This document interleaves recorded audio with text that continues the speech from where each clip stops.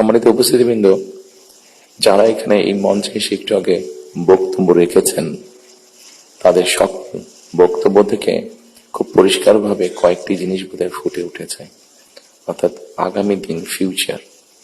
এবং ফিউচারটাকে যদি আমরা 2-3 ভাগে ভাগ করি, তাহলে একটি দেখতে পাচ্ছি, সেটি ব্যক্তি হিসাবেই হোক অথবা একজন সংবাদ কর্মী হিসাবেই হোক, আপনার স্বাধীনতা, আপনার নিরাপত্তা। আমরা আরেকটি জিনিস মনে হয় আমার চোখে যেটা পড়েছে যারা বক্তব্য রেখেছেন, সেটি হচ্ছে যে গণতান্ত্রিক বা রাজনৈতিক যে অধিকারটি মানুষের, আপনার, আমার, আমাদের সকলের, সেটির ব্যাপারে একটা কনসার্ন সকলে এক্সপ্রেস করেছেন। এবং খুব সম্ভবত একজন বক্তাই এখানে একটি কথা বলেছেন, সেটি হচ্ছে যে আগামী দিন, ফিউচারটা কেমন হবে। আমি দেশে অনেকদিন থাকতে পারিনি, কি কারণে সে প্রসঙ্গে গেলাম না, আপনাদের কম বেশি ধারণা আছে। তবে সারাক্ষণই দেশের সাথে আমার যোগাযোগ ছিল। দেশের মানুষের সাথে কি হয়েছে, এখানে মাহমুদুর রহমান সাহেব বলেছেন একটি উদাহরণ দিয়ে, ওনার প্রতি পূর্ণ সম্মান রেখে আমি বলতে চাইছি, ওনার সাথে ওনার রক্তমাখা ছবি এখনো আমার চোখের সামনে ভাসে। কাজেই ওনার সাথে কি হয়েছে আমি যেমন জানি, রুহুল আমিন গাজী সাহেবের সাথে কি হয়েছে, যেভাবে উনি মৃত্যুবরণ করেছেন জেলের মধ্যে, সেটি আমি জানি। এবং সবচেয়ে বড় বিষয় হচ্ছে আমার 60 লক্ষ নেতাকর্মী, এবং তার থেকে আরেকটি হৃদয় বিদারক আমার জন্য হচ্ছে, সেটি হচ্ছে আমার মায়ের সাথে কি হয়েছে। কাজে এই ঘটনা যদি আমরা সকলে এসবগুলোকে এক করি, তাহলে যারা দেশে ছিলেন আপনারা, তারা অবশ্যই আমার থেকে একটু বেটার ভালো জানবেন। তবে আমি একদম যে জানি না বোধহয় বিষয়টি তা নয়, আমার একটি ধারণা আছে। সম্মানিত উপস্থিতিবৃন্দ, যে কথাগুলো প্রায় সকলেই বলে গিয়েছেন, এই কথাগুলো যদি আমরা আলোচনা করাই যাবে অনেকক্ষণ ধরে। আপনারা আপনাদের মূল্যবান সময় ব্যয় করে এখানে এসেছেন। আমি এই কথাগুলোর মধ্যে থেকে একটু সরে এসে কিছু কথা বলতে চাই। আমাদের সমস্যা ছিল, আমাদের সমস্যা আছে। অবশ্যই আমরা 5ই আগস্টের আগে ফিরে যেতে চাই না। আমি আমার অবস্থান থেকে যদি চিন্তা করি, আমার এক পাশে 1981 সালের একটি জানাজা, একই সাথে আমার এক পাশে 2025 সালের 31 ডিসেম্বর একটি জানাজা, আর আমার আরেক পাশে 2024 সালের 5ই আগস্টের একটি ঘটনা। কাজে আমার মনে হয় এটি শুধু বোধহয় আমার একার জন্য নয়, যারা আমার দলের নেতা কর্মী সদস্য এবং সামগ্রিকভাবে পুরো দেশের মানুষের সামনে বোধহয় এই দুটি উদাহরণ বোধহয় সবচাইতে বাদ বিবেচনা করার জন্য সবচাইতে ভালো উদাহরণ, যে আসলে 5ই আগস্টে ফিরে যাওয়ার কোনোই কারণ নেই আমাদের। প্রিয় উপস্থিতিবৃন্দ, হিংসা, প্রতিশোধ, প্রতিহিংসা একটি মানুষ, একটি দল বা যেভাবে আমরা বিবেচনা করি, তার পরিণতি কি হতে পারে আমরা দেখেছি 5ই আগস্ট। এবং আমি সেজন্যই সকলকে অনুরোধ করব, দল মত নির্বিশেষে আমাদের মধ্যে মত পার্থক্য থাকবে, কিন্তু আমরা যদি চেষ্টা করি, তাহলে সেই মত পার্থক্যের মধ্যে রেখে আলোচনার মাধ্যমে সেটি অনেক সমস্যার সমাধান হয়তো আমরা বের করে আনতে সক্ষম হব। কিন্তু কোনোভাবেই সেটি যাতে মত বিভেদের পর্যায়ে চলে না যায়। মত বিভেদ হলে জাতিকে বিভক্ত করে ফেললে কি হতে পারে আমরা দেখেছি। আজকে সেই জন্য অনেকের মুখে অনেক হতাশার কথা আমরা শুনি, কিন্তু তারপরেও আসার কথা হচ্ছে যে তাদের কাছে ভবিষ্যতের চিন্তাও আছে, ভবিষ্যতের পরিকল্পনা আছে। এখানে একজন বক্তা বলেছেন, পানির কথা বলেছেন, ওনার সাথে আমার কিছুদিন আগে কথা ছিল, ওনার সামনে আমি আরো বিষয় তুলে ধরেছি। আমার দেশে ফিরে আসার পরে আমি যে কবার আমার বাইরে যাওয়ার একটু বেশি সুযোগ হয়েছে, আমি সাভারে গিয়েছিলাম, আরো কয়েকটি জায়গায় গিয়েছিলাম। আমার কাছে মনে হয়েছে নতুন প্রজন্ম একটি গাইডেন্স চাইছে, নতুন প্রজন্ম একটি আশা দেখতে চাইছে। শুধু নতুন প্রজন্ম না, আমার কাছে মনে হয়েছে প্রত্যেকটি প্রজন্মই মনে হয় কিছু একটি গাইডেন্স চাইছে। আমরা যারা রাজনীতিবিদ করি আমাদের কাছে হয়তো অনেক প্রত্যাশা, সকল প্রত্যাশা হয়তো বা পূরণ করা সম্ভব নয়, কিন্তু আমরা রাজনীতিবিদরা যদি 1971 সাল, 1990 সাল, 2004-এর 24 সালের 5ই আগস্ট এই সবগুলোকে আমাদের সামনে রেখে আমরা যদি দেশের স্বাধীনতা, দেশের সার্বভৌমত্বের জন্য কাজ করি, তাহলে নিশ্চয়ই আমার কাছে মনে হয় একজন রাজনৈতিক কর্মী হিসাবে আমি দৃঢ়ভাবে বিশ্বাস করি আমরা জাতিকে একটি সঠিক ডাইরেকশনে নিয়ে যেতে সক্ষম হব। আমি জানি না এটা কতটুকু রিলেটেড, একটি ছোট ঘটনা আপনাদের সামনে তুলে ধরতে চাই। আমাকে চিকিৎসার জন্য এই দেশ থেকে 2008 সালে চলে যেতে হয়েছিল যুক্তরাজ্যে। 2008 সালে যাবার পরে 2010 সালে সেখানে প্রথম একটি নির্বাচন আমি দেখেছিলাম। তো যেহেতু সেটি নির্বাচন ছিল, স্বাভাবিকভাবে রাজনৈতিক কর্মী হিসাবে আমার একটা ইন্টারেস্ট ছিল। টিভির সামনে বসে আমি ডিবেট দেখছিলাম। সেখানে দুজন নেতার মধ্যে, দুটি মেইন দলের নেতার মধ্যে, লেবার এবং কনজারভেটিভ, অনেকদিন ধরে লেবার ছিল, 2010 সালে নির্বাচনে কনজারভেটিভ আসে। তো দুই দলের দুই নেতার মধ্যে একটি আলোচনা হচ্ছিল। খুব দুঃখজনক হলো, বাংলাদেশ বাদই দিলাম, শুধু ঢাকা শহরের মধ্যেই কোনো অ্যাম্বুলেন্স সার্ভিস নেই। গত 54-55 বছরে আমরা মানুষের চিকিৎসা সেবার জন্য অ্যাম্বুলেন্স সার্ভিস গড়ে তুলতে সক্ষম হইনি। এটি খুবই দুঃখজনক ব্যাপার। তো এই অ্যাম্বুলেন্স সার্ভিস নিয়ে দুই নেতার মধ্যে তখন কথা হচ্ছিল। খুব সম্ভবত তখন, যতটুকু আমার মনে আছে, তখন এমার্জেন্সির জন্য অ্যাম্বুলেন্স সার্ভিস কল করলে 20 মিনিটের মতন সময় লাগতো আসতে অ্যাম্বুলেন্সের।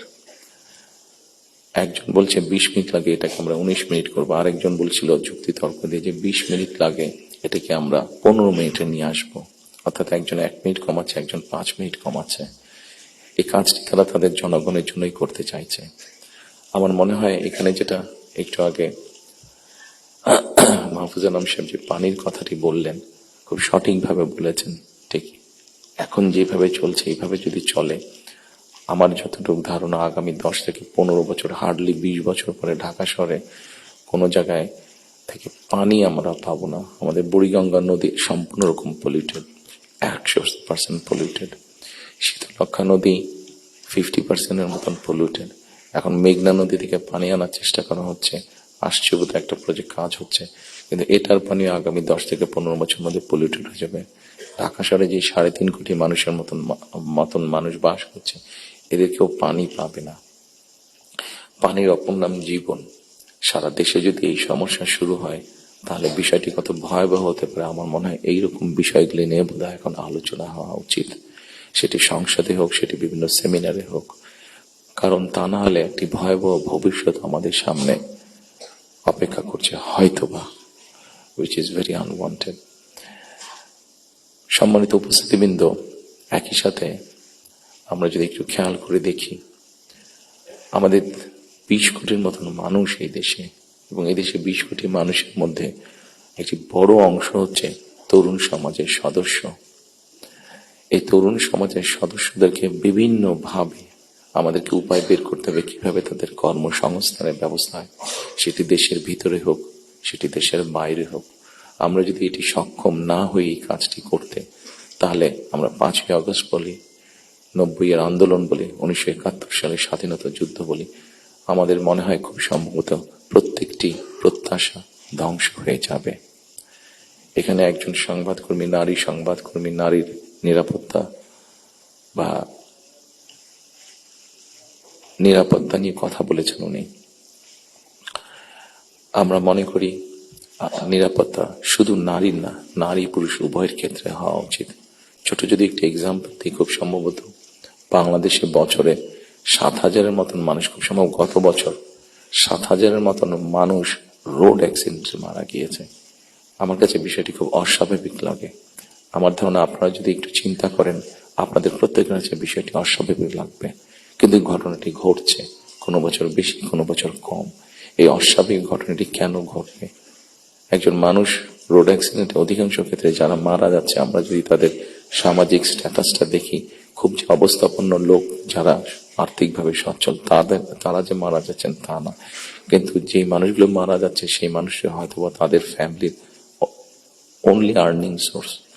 মারা যাওয়ার পরে সেই ফ্যামিলিটির কি হচ্ছে, অথবা লোকটি যদি পঙ্গু হয়ে যায়, মানুষটি যদি পঙ্গু হয়ে যায়, তাহলে তার ফ্যামিলির উপরে কি হচ্ছে, এই বিষয়টি বোধহয় আমাদেরকে নজরে আনা উচিত। এরকম অনেকগুলো বিষয় আছে যে বিষয়গুলো আমার মনে হয় রাজনৈতিক দলগুলোর মধ্যে চিন্তা ভাবনা হওয়া উচিত। এখানে শাইখ সিরাজ সাহেব বসে আছেন, ওনার একটি বিখ্যাত প্রোগ্রাম আছে কৃষি সংক্রান্ত। আমাদের দেশে কৃষকদের কি অবস্থা এখন, সেই বিষয়টি বোধহয় আমাদেরকে বিবেচনা করা উচিত। উনি ভালো বলতে পারবেন, আমার যতটুকু ধারণা আছে যে মানে সরাসরি জমিতে কৃষিকাজের সাথে জড়িত জমির মালিক এরকম কৃষকের সংখ্যা প্রবাবলি 1.5 কোটির মতন সারা বাংলাদেশে, 1,50,00,000 মতন। এর মধ্যেও ডিফারেন্ট ক্যাটাগরির কৃষক আছে। এই কৃষকদের বিভিন্ন অসহায়ত্বের নিউজ আপনাদের সংবাদপত্রে প্রকাশ হয়, বিভিন্ন সময় আপনাদের খবরেই প্রকাশিত হয়েছে, বিভিন্ন সময় সেটি ইলেকট্রনিক মিডিয়া হোক, সেটি মেইন মিডিয়া প্রিন্টেড মিডিয়াতেই হোক, প্রকাশিত হয়েছে। এদের ব্যাপারে আমি আমার বিগত সরকারের কথা বলবো, আমার দলের বিগত সরকারের কথা বলবো। সেই সরকার বিভিন্ন সময় বিভিন্ন পদক্ষেপ গ্রহণ করেছে। এত বিশাল সংখ্যক মানুষ, যারা 20 কোটি মানুষের খাওয়া পড়ার ব্যবস্থা করছে, খাওয়ার অন্নের সংস্থান করছে, সেই এত বড় সমাজটাকে কিভাবে সাপোর্ট দেওয়া যায়, তাদের হয়তো সেভাবে বলার সুযোগ নেই। এখানে আপনারা সংবাদপত্রের যারা কর্মী আছেন, আপনারা আপনাদের কিছু সমস্যার কথা বলেছেন। আপনাদের সমস্যাটা আমাদের জন্য শুনতে জানতে সহজ হয়, বিকজ আমাদের জন্য একটা ভেন্যু আছে যেখানে আমরা আলাপ করতে পারি। কিন্তু ওই কৃষকগুলো যাদের কোনো ভেন্যু নেই, যারা এরকম একটা প্রোগ্রাম অর্গানাইজ করতে পারছে না, তারা কিভাবে বলবে কথাগুলো? কাজে তাদের কথাটাও তো আমাদেরকে জানতে হবে। কাজে এই বিষয়গুলি সম্মানিত উপস্থিতিবৃন্দ, আমার মনে হয় এই সকল এরকম আরো অনেকগুলো বিষয় আছে।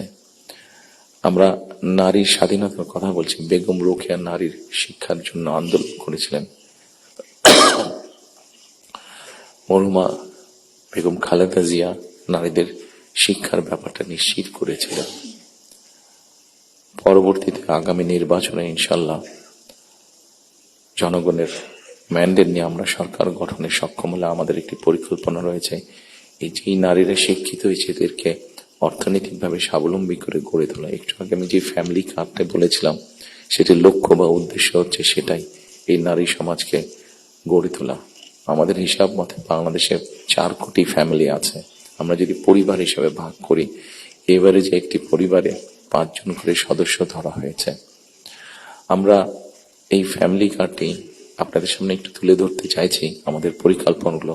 কারণ এখানে একজন সাংবাদিক উল্লেখ করেছেন যে 25 তারিখে যখন আমি এসেছি, আমি একটি কথা বলেছিলাম মার্টিন লুথার কিং এর মতন, আই হ্যাভ এ ড্রিম, যেমন বলেছিল 62 বছর আগে মার্টিন লুথার কিং। আমি বলেছিলাম আই হ্যাভ এ প্ল্যান। সেই প্ল্যানের মধ্যে একটি অংশ হচ্ছে বাংলাদেশের যে হাফ পপুলেশন নারী, তাদেরকে ঘিরে, এবং সেটি হচ্ছে ফ্যামিলি কার্ড।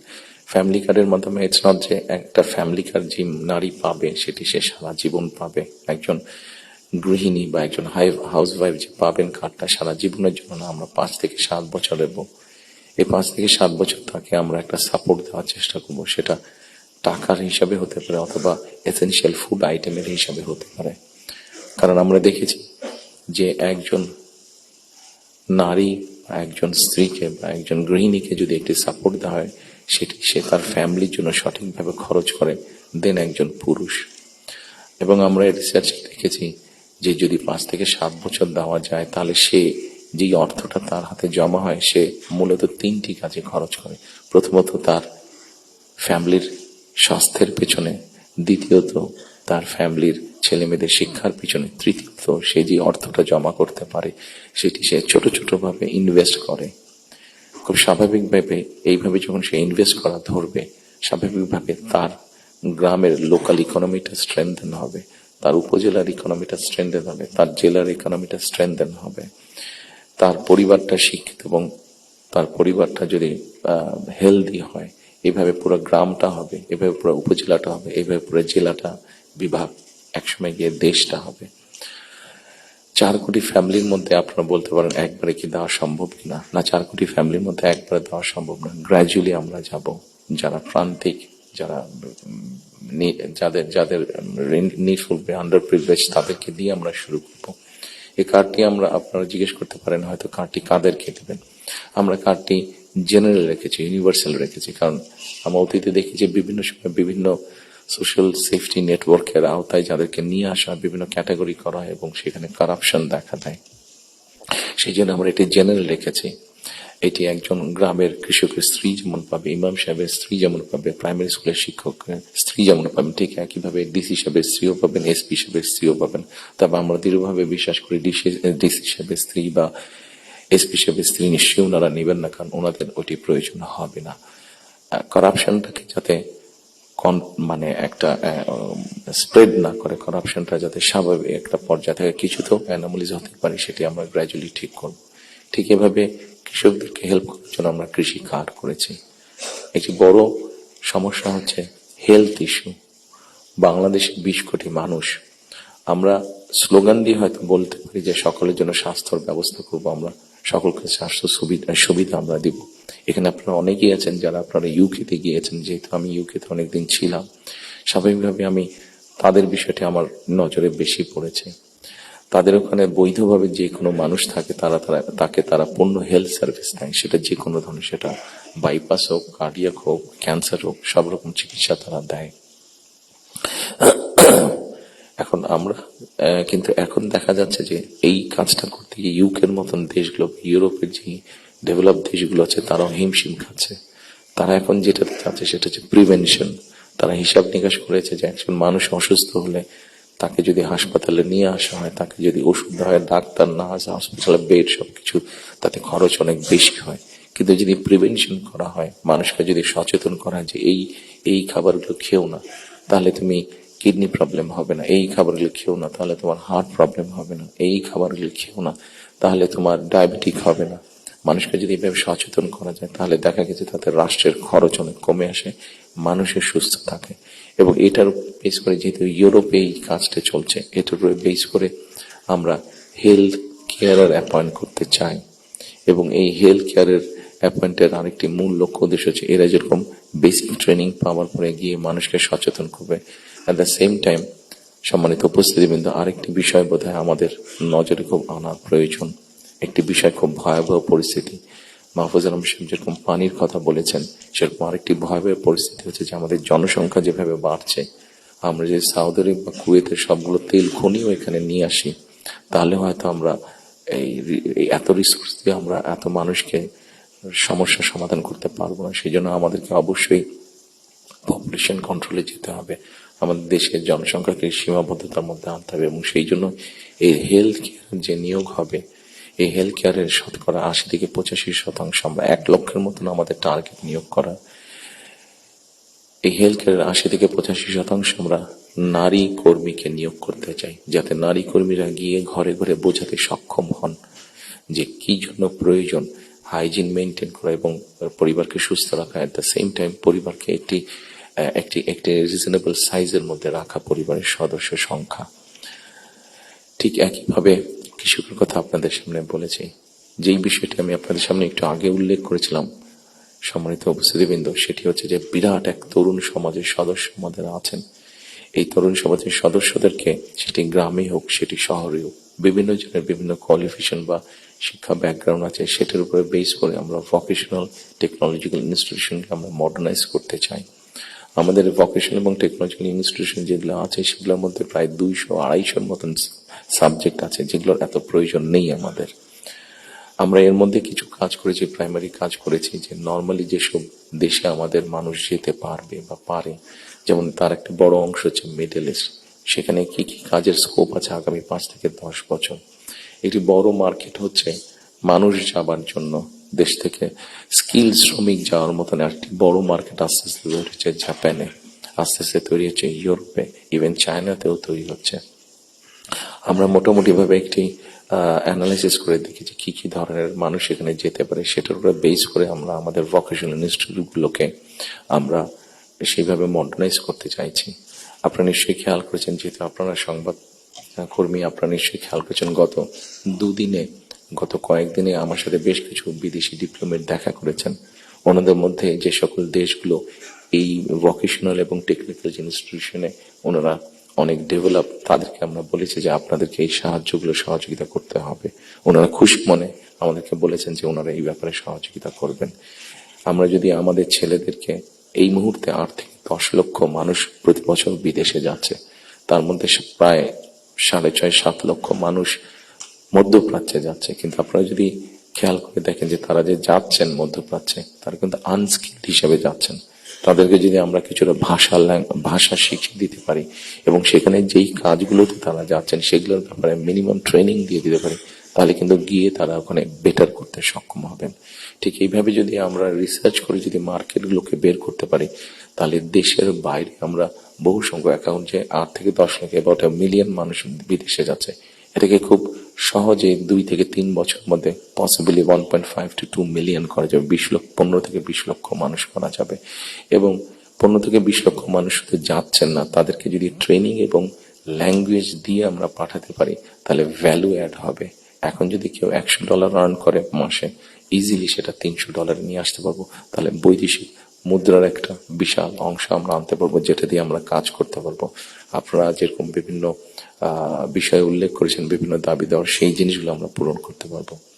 আমরা একটি জিনিস বিবেচনা করছি এই মুহূর্তে। এখন যদি আমরা দেখি আমাদের বৈদেশিক মুদ্রা উপার্জনের রাস্তা মূলত দুটি, একটি হচ্ছে গার্মেন্টস এবং একটি হচ্ছে আমাদের রিমিটেন্স, যেটা প্রবাসীরা পাঠিয়ে থাকেন কষ্ট করে।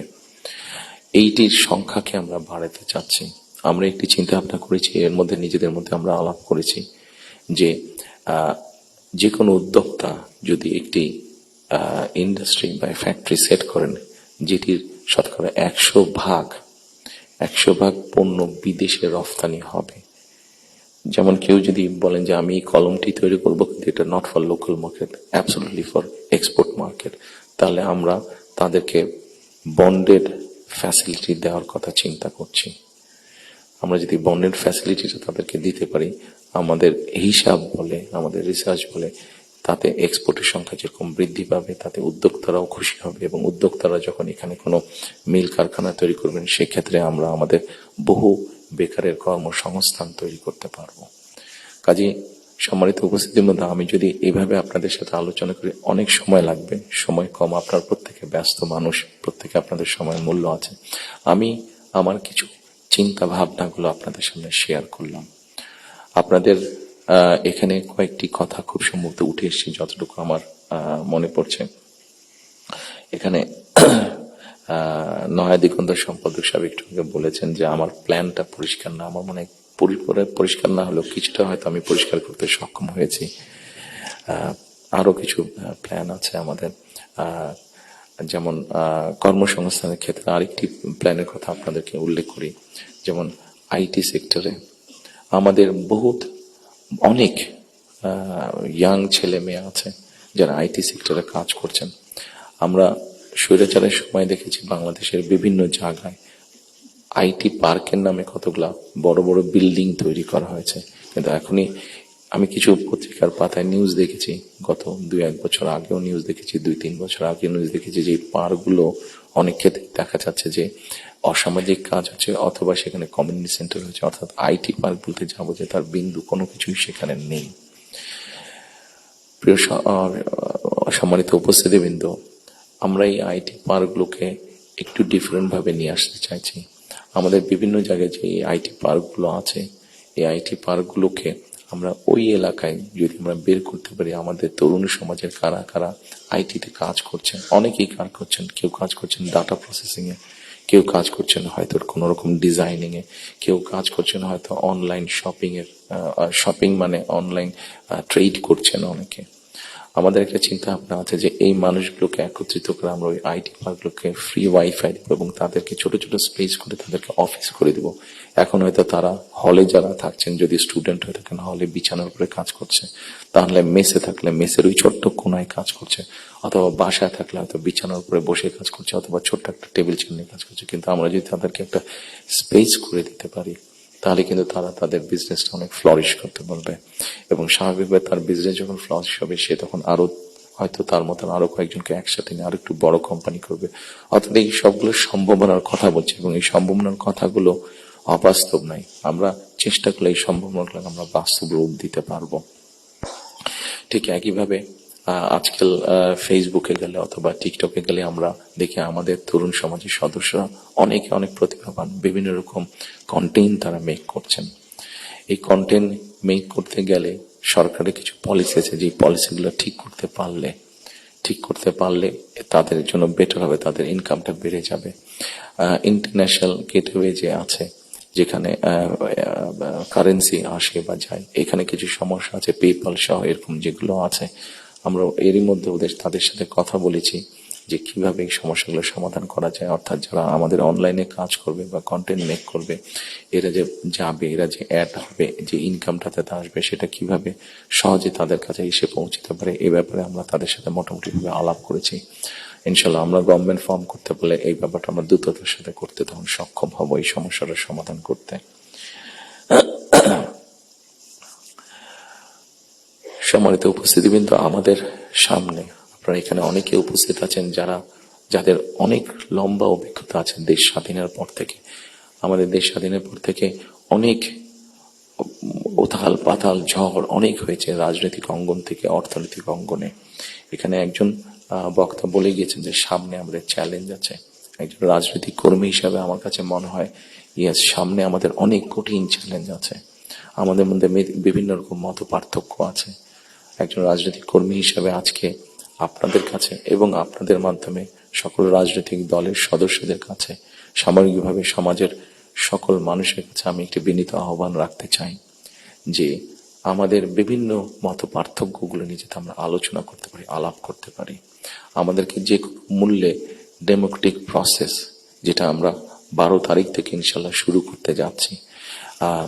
এখানে এনটিভির আমাদের ওনার নামটা আমি জহিরুল আলম সাহেব অনেক আগে আমার একটা ইন্টারভিউ নিয়েছিলেন। আমি ওনাকে খুব সম্ভবত ওনাকে বলেছিলাম, অথবা মতি ভাই এখানে উপস্থিত আছেন, মানব জীবনের মতি ভাই, খুব সম্ভব ওনার ইন্টারভিউতে আমি বলেছিলাম যে আমাদেরকে যে কোনো মূল্যে হোক ডেমোক্রেটিক প্রসেসটা চালু রাখতে হবে, আমাদের জবাবদিহিতাটা চালু রাখতে হবে যে কোনো মূল্যে। সেটি জাতীয় পর্যায়ে হোক, সেটি লোকাল পর্যায়ে হোক, অর্থাৎ ইউনিয়ন পরিষদ নির্বাচন, পৌরসভার নির্বাচন, লোকাল পর্যায়ে হোক, সেটা কোনো ট্রেড বডির ইলেকশন হোক। আমার ব্যক্তি যেটা বিশ্বাস, আমরা যে কোনো মূল্যে যদি এই যে জবাবদিহিতাটা, গণতান্ত্রিক প্রসেসটা যদি আমরা কন্টিনিউ করতে পারি, অনেক বেগ হয়তো আসবে, অনেক কঠিন হবে, কিন্তু একটা সার্টেন টাইম পর পর আমরা যদি গণতান্ত্রিক প্রসেসটাকে কন্টিনিউ করে যেতে পারি, তাহলে নিশ্চয়ই আমরা অবস্থার পরিবর্তন ঘটাতে সক্ষম হব।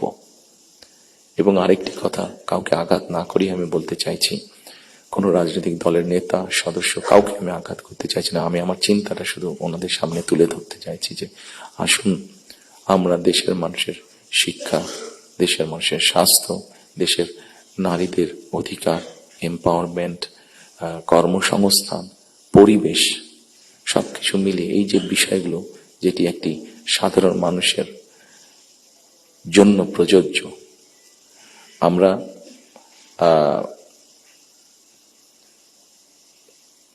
অনেক দিন ধরে আমরা শব্দটা কি আমাদের রিফর্ম, শব্দটা মনে করতে পারি, সংস্কার, রিফর্ম, যে বিষয়গুলি নিয়ে আমরা আলোচনা করেছি, আপনারা যদি একটু খেয়াল করে দেখেন, এই রিফর্মের মধ্যে আমার কাছে মনে হয়েছে যে 3টি পার্ট আছে। একটি হচ্ছে সাংবিধানিক পার্ট, একটি হচ্ছে আইনগত পার্ট, এবং আরেকটি হচ্ছে মানুষের প্রতিদিনের জীবনযাত্রা, নিরাপত্তা, তাদের সিকিউরিটি, সবকিছু নিয়ে একটি পার্ট আছে। আমরা সাংবিধানিক বিষয়ে নিয়ে আলোচনা করেছি, আইনগত বিষয় নিয়ে আলোচনা করেছি। আমার মনে হয় মানুষের প্রতিদিনকার প্রত্যেকটি মানুষ, সকল সমাজের প্রত্যেকটি শ্রেণী পেশার মানুষ তাদের প্রতিদিনকার যে চাওয়া পাওয়াগুলা, প্রয়োজনগুলো, সেটা নিয়ে বোধহয় আমরা আলাপ আলোচনা একটু কম করেছি। আমার কাছে মনে হয় সেই বিষয়গুলি নিয়ে বোধহয় আলোচনা করা উচিত। সেই বিষয়গুলি নিয়ে বোধহয় প্রত্যেকটি রাজনৈতিক দলের আলোচনা করা উচিত। আমরা শুধু রাজনৈতিক বিষয় নিয়ে সেমিনার করছি, সিম্পোজিয়াম করছি, আলোচনা করছি, তর্ক বিতর্ক করছি, অবশ্যই ওগুলো প্রয়োজন আছে, কিন্তু অ্যাট দ্য সেম টাইম আমরা যদি মানুষের প্রতিদিনকার তার চিকিৎসা ব্যবস্থা কি হবে, তার কর্মসংস্থান কি হবে, তার পরিবারের সন্তানদের শিক্ষা ব্যবস্থা কি হবে, তার রাস্তায় বের হলে নিরাপদে সে ফিরে আসতে পারবে কিনা, এইরকম বিষয় যেগুলো আছে, এই বিষয়গুলো নিয়েও বোধহয় আমাদের আলোচনা আরো একটু বেশি হওয়া উচিত। এই বিষয়গুলো নিয়ে বোধহয় আমাদের প্ল্যান প্রোগ্রাম আরো একটু বেশি হওয়া উচিত। এই পলিসিগুলো নিয়ে বোধহয় আমাদের চিন্তা ভাবনা আরো একটু বেশি হওয়া উচিত।